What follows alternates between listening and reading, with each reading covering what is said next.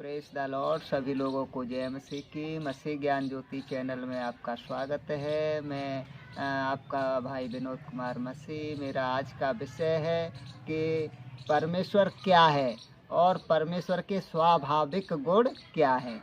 तो परमेश्वर के स्वाभाविक गुण वे गुण हैं जो केवल परमेश्वर में ही हैं और परमेश्वर के अलावा किसी और मनुष्य में या किसी में नहीं है। तो आइए देखते हैं परमेश्वर के स्वाभाविक गुणों के बारे में। वो नंबर 1 सृष्टि करता है।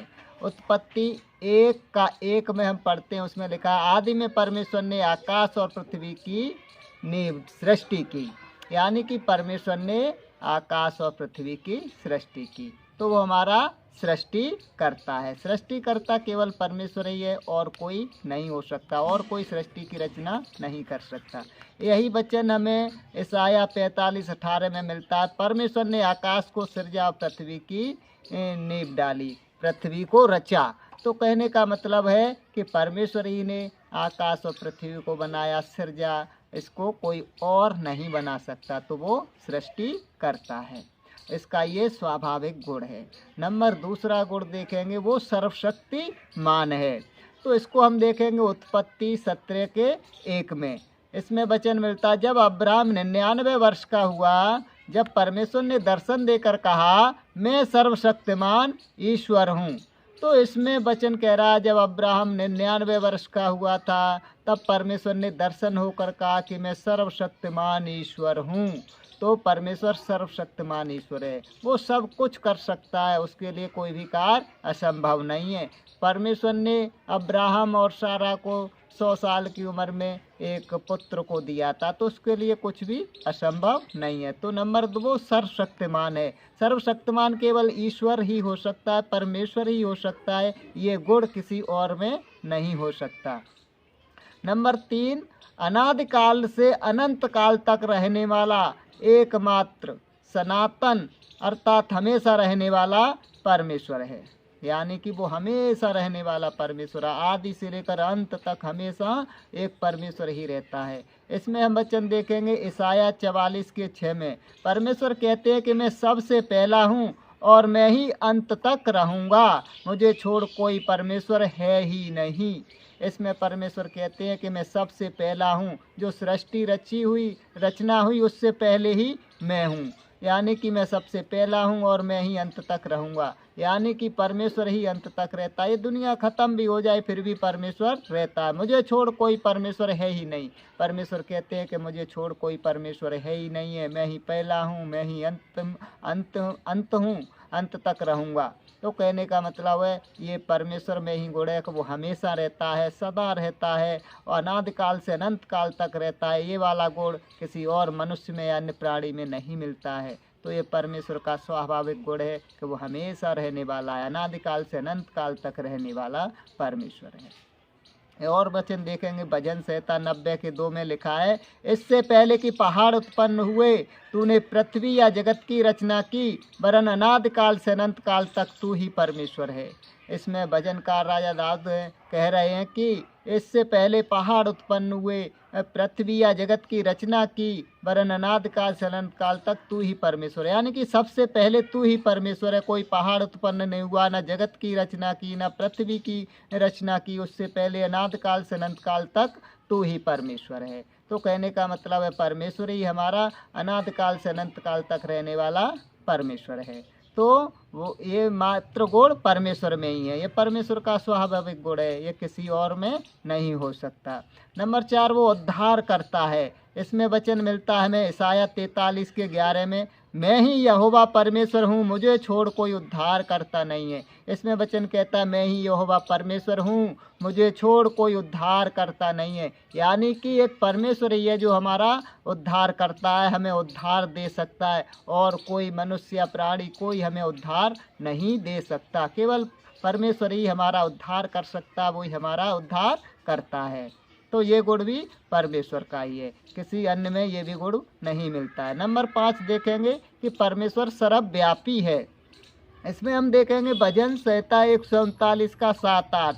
मैं तेरी आत्मा से भागकर किधर जाऊं, या तेरे सामने से किधर भागूं। यदि मैं आकाश में चढ़ूं तो वहाँ है, यदि मैं अपना बिछौना अधोलोक में बिछाऊं तो वहाँ भी तू है। इसमें वचन कहता है कि मैं तेरी आत्मा से भागकर कहाँ जाऊं, तेरे सामने से किधर भागूं। यदि मैं आकाश में जाऊं तो तू वहाँ पर है, मैं अधोलोक में जाऊं तो वहाँ पर तू है। तो कहने का मतलब है परमेश्वर सर्वव्यापी है, हर जगह है। तो ये परमेश्वर ही केवल सर्वव्यापी है, हर जगह है। और ये गुण किसी में नहीं मिलता है, किसी मनुष्य में नहीं है, किसी अन्य में नहीं है, क्योंकि परमेश्वर में ये गुण है। तो परमेश्वर सर्वव्यापी है। हालेलुया। आइए हम और एक वचन देखेंगे। अविनाशी, अदृश्य और अद्वैत है। परमेश्वर अविनाशी, अदृश्य और अद्वैत है। 1 तीमुथियुस 1:17 में हमें मिलता है, अब युग युग के राजा अर्थात अविनाशी, अदृश्य और अद्वैत परमेश्वर का आदर और महिमा युगानुयुग होती रहे।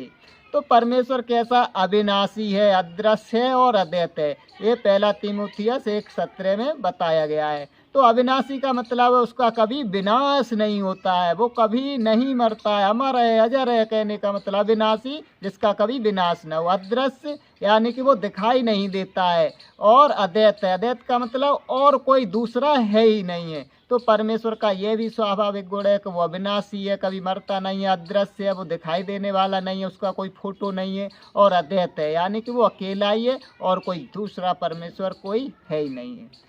तो ये भी एक परमेश्वर का ही गुण है। और एक अगला गुण देखेंगे परमेश्वर का कि वो धनवान, बुद्धिमान, ज्ञानवान है। ये वचन हमें रोमियो 11:33 में मिलता। आहा, परमेश्वर का धन, बुद्धि, ज्ञान क्या ही गंभीर है। तो इसमें परमेश्वर को क्या बताया गया है? धन, बुद्धि, ज्ञान, यानी कि परमेश्वर के धन, बुद्धि, ज्ञान जैसा और किसी में नहीं है। क्योंकि सारी दुनिया, सारी सृष्टि उसी की है, सारी वस्तुएं उसी की है, जो कुछ है सब उसी का है। तो उससे बड़ा कोई धनवान नहीं हो सकता। बुद्धिमान, उसी ने सारी दुनिया को अपनी बुद्धि से बनाया, रचा। उस परमेश्वर को किसी ने सलाह नहीं दी कि ऐसे बनाओ, तो वो सबसे बड़ा बुद्धिमान और ज्ञानवान है। तो ये भी परमेश्वर का ही गुण है। और एक गुण उसका देखेंगे, परमेश्वर आत्मा है।